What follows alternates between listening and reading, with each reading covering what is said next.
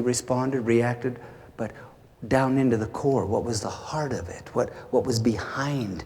What affected the way you interpreted or reacted? And then here's the key. At that point, typically, when we get a little bit of information, our propensity is to turn into the lecturer, to turn into the fixer, to turn into the teacher, to turn into the controller. I'll fix it for you. And we keep them babies. As long as we give them the answers or do the things that they do for themselves, we're keeping them babies. Our job is to help them grow up. Many parents keep their children babies until the babies just act like babies or get tired of it and start rebelling. So, learn to sensitively ask your child to think and evaluate his own heart. I know people, I met someone when I was at NNU who was at the top of the class, straight A's, college student, having a conversation. Said something, and I said, do you know why you did that? They were talking about church. They were talking about singing in a choir. I don't remember the conversation exactly. I said, do you know why you do that? And this very smart person, college material, smart, said, I've never thought about why I do things. And I died. Even as I was much younger then. My point, we're not all that self-aware unless someone coaches us. I'm still not adequately self-aware. Now, I want to be God-aware, but I need to be self-aware in the process. See? And that has to be coached and trained. So, ask the child to think and evaluate his own heart. So, okay, you said this, and the reason you said it is because you were thinking this, and that made you feel this. Do I have it right? Yeah, okay. So what do you think about your thoughts toward that person? What do you think about your emotions toward that person? Well, it's easy for us to tell them. We know what they should think. We know what they better do, What do you want to do with regard to that person or that situation? So we found out what happened to them. We found out how they responded. We found out the cause of their response with the heart-opening questions. Now, don't teach them. Keep asking questions. Oh, I'm going to take time to tell you a story, if I can tell it. We were in Kansas City doing a conference in Olathe.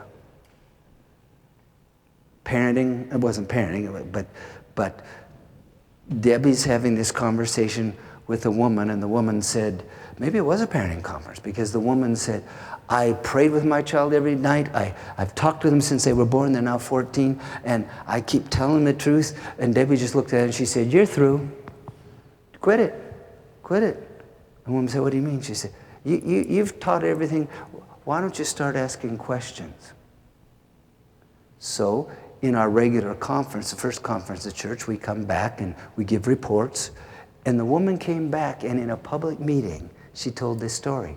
She said, my 14-year-old son came out of the school. I was picking him up, came out of the school. It's the one that she was talking about earlier, that she was struggling with him. He comes out, gets in the car, he's all upset. She said, what's going on? He said, nothing. So you can tell me. No, I don't want to. Did something go wrong? And the kid started pouring out his heart. And the mom thought, what do I do? And she remembered Debbie saying, just keep asking questions. She said, well, what happened then? The kid kept pouring out his heart. And then what happened? Pretty soon the kid is sobbing. This is hard, cold, mad. Now he's sobbing. 14-year-old lays down in the car, puts his head on his mother's lap, sobs.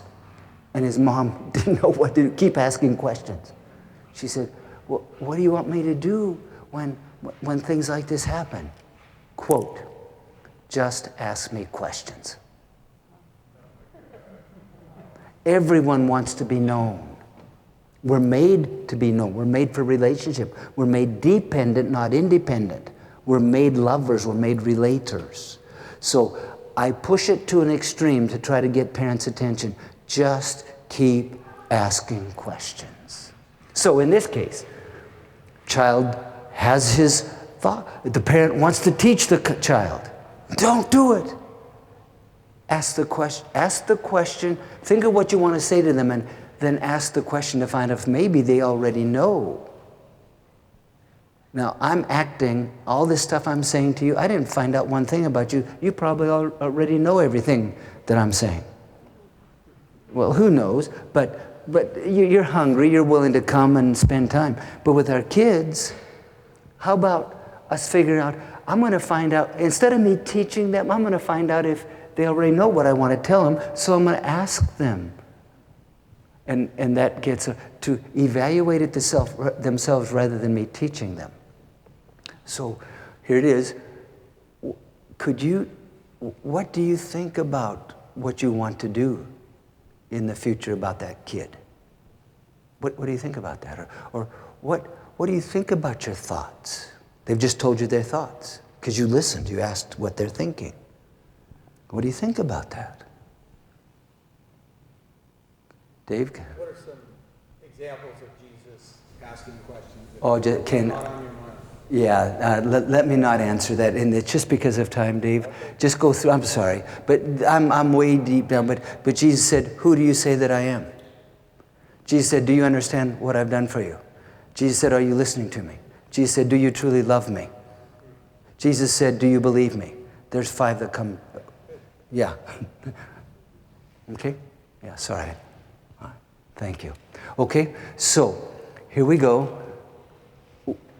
What do you think? See, this doesn't even have them evaluate. What do you think about your thoughts? We're teaching them and we're helping them grow up. If we tell them what to think, they'll probably turn us off. Okay. Or they'll follow us, but they'll never learn to think independently of us and with Jesus, which is our goal here. Okay, got to really hustle.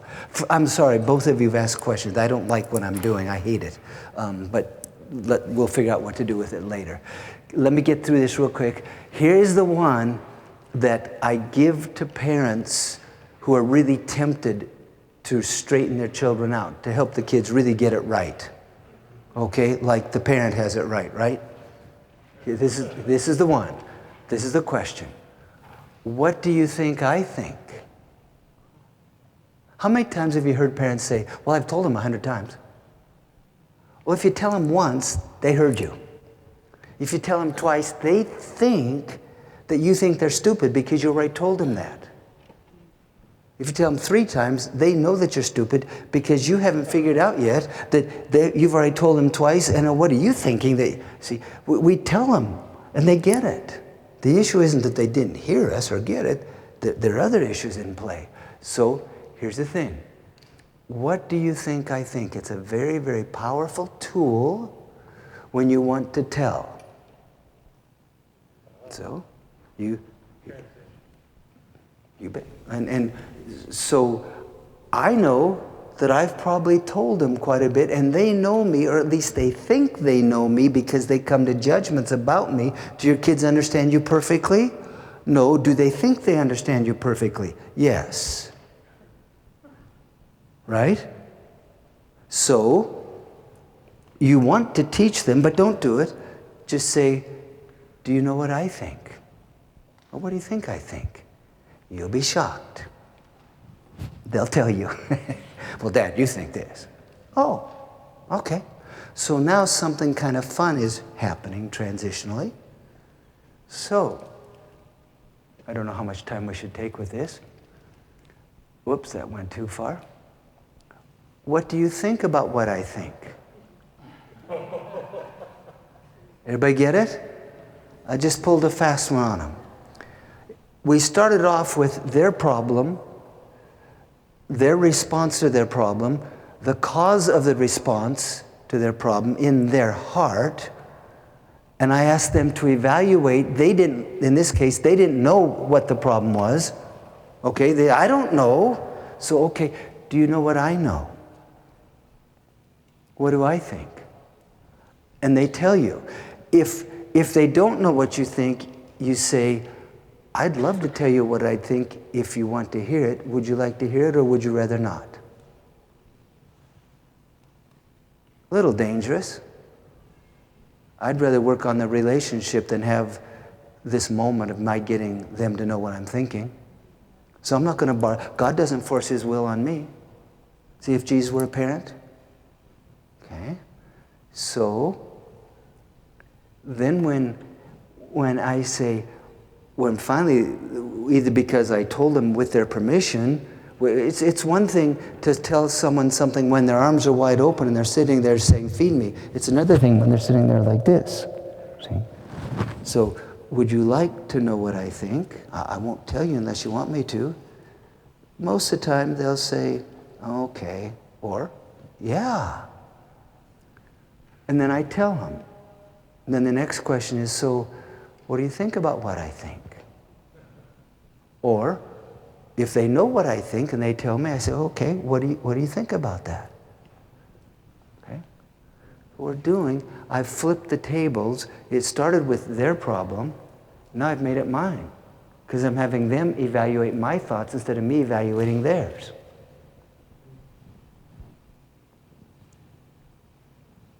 Make sense? So they're evaluating, I'm letting them judge me. And because I've got 20 or 30 years on them, I ought to be able to hold my own in a rational discourse.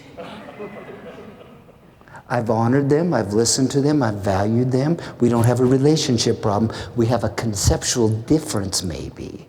So come now, let us reason together. And I'm teaching them how to relate as an adult. I'm training them. Not just about this problem, but doing life. And then, the ultimate thing is, the issue isn't what I think. The issue is what Jesus thinks. You trust Jesus, don't you? Now, let me tell you, I've gone through all this time. I mean, it's taken me a long time to go through this. But I want to get them not to trust me or to buy my ideas. I want them to figure out what Jesus thinks. So you might remember, and maybe I'll go through the story now with our son David, in the scenario where the kids were stepping on his throat and pulling his hair and beating on him and stuff. So we go through all this that I've just gone through. Day after day, okay. What happened? Okay. How'd you respond? Okay. What do you think caused it? What thing was in your heart? What were you thinking? What were you feeling that caused that? Okay. Okay. So what do you think about that? Okay. And do you know what Jesus thinks? And usually somewhere in there I'd say, do you know what I think about you? And he'd say, well, you love me, Dad. Yeah, I do. But my love for you is pretty unimportant. Is there anyone else who really loves you? Jesus. Do you believe that? I mean, is Jesus a real person or is he just an idea? Is he alive now? Yeah. Does he have thoughts about you now? Uh-huh. What are his thoughts toward you? Oh, he loves me. I mean, the God of the universe actually loves you? Another question. Yeah. Are you sure? Yeah. Yeah. And now I know we won the battle. So with our son David, we always had the options. If I could bring him to the point where he realized that he was valuable because I got him to this step, what does Jesus think? Not about your enemies, but what does Jesus think about you? Okay? And then, well, what does Jesus think about the kids who are beating on you? He loves them. Would you call those kids enemies? Oh, yeah. What was it Jesus said we should do with our enemies? Love them. Is that it? Well, no, pray for them. Bless them. So what do you think? Do you really trust Jesus? Or are you going to do what you think? And I brought him face to face, time after time, with what he knew. He knew Jesus loves me in his head. He knew love is in his head. But when people are beating on you, It's one thing to know it, it's another thing to live out the truth. And I believed, and I would say to him, do you think you can go back to school another day and live in this? Yeah? So what are you going to do? I'm going to love my enemies. How? Well, I'm going to be nice to them. What are you going to do? Well, I'm going to pray for them. Well, let's do it right now. Okay, but what are you going to do? Well, one day he invited his biggest enemy to our house to stay overnight. Do you remember this story? I'm not going to take time to tell it. See? Because we took him from despair of what was going on and gently helped him to move to the point of truth, and it set him free to not only believe his significance and his value, but to have the internal muscle to go back and actually love his enemies. He became a doer of the word.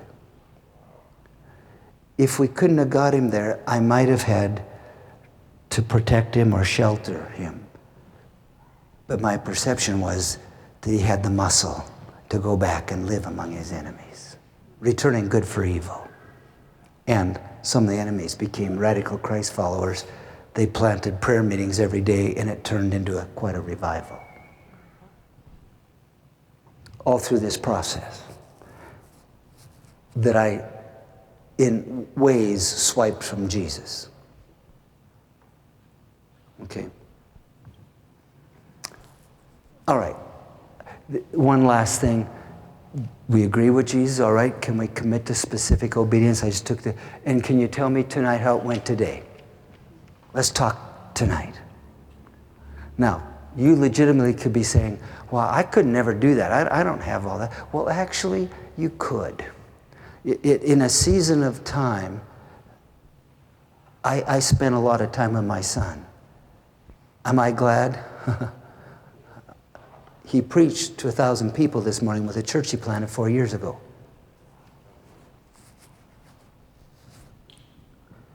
Jesus told us to make disciples.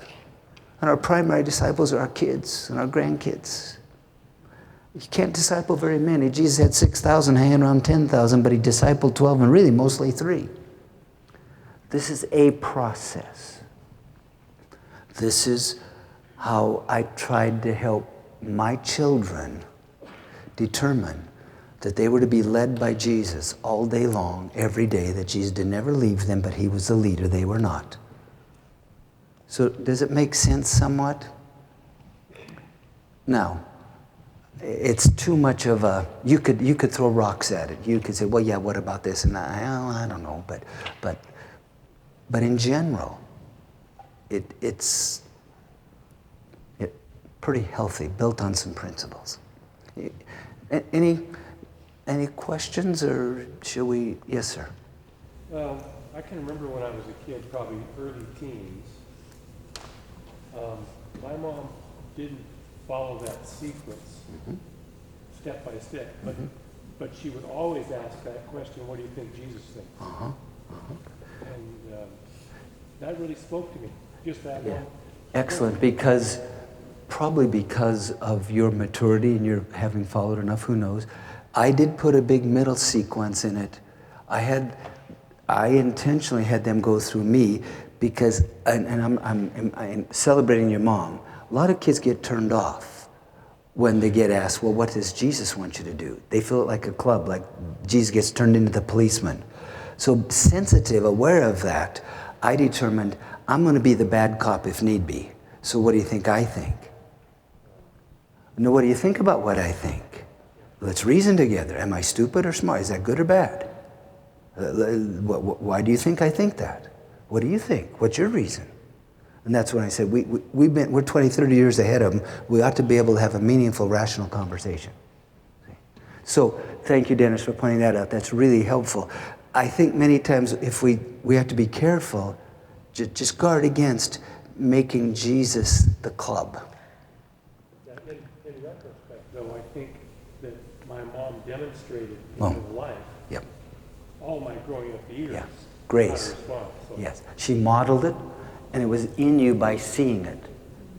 Huge. So it wasn't a pulling Jesus out of the hat just because she wanted you to shape up. if your child has other problems that happen, and he's had the training, can you just jump to that question first? We're making disciples is not a program. It's about relationships. They're not laws. These are not laws. They are principle based, but we do have the Holy Spirit living in us, and so you put the tools in your toolbox and you trust the Holy Spirit to dance with you. There's that word again. to talk and to guide and to help you.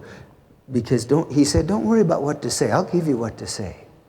But I push hard on, try to ask questions instead of jamming truth at them too much, too quick, because pretty soon they gag on it or just rebel against it. This is, and this is all written in the parenting book. I don't want to be, this is the way I did it. Is that okay? This is the way I did it.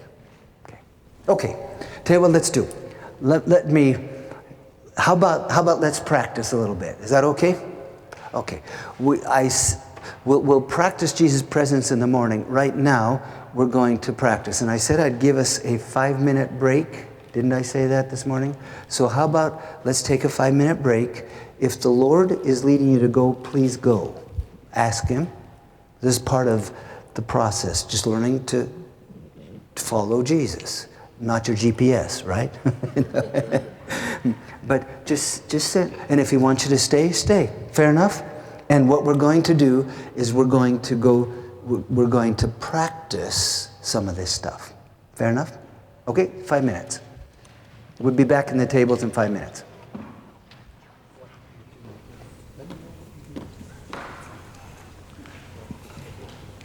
Well, let me say, before you run off, what we're going to do next is by far it's the difference between hearing and doing. It's the key. We really need practice, so don't just say, well, I got it. We need practice.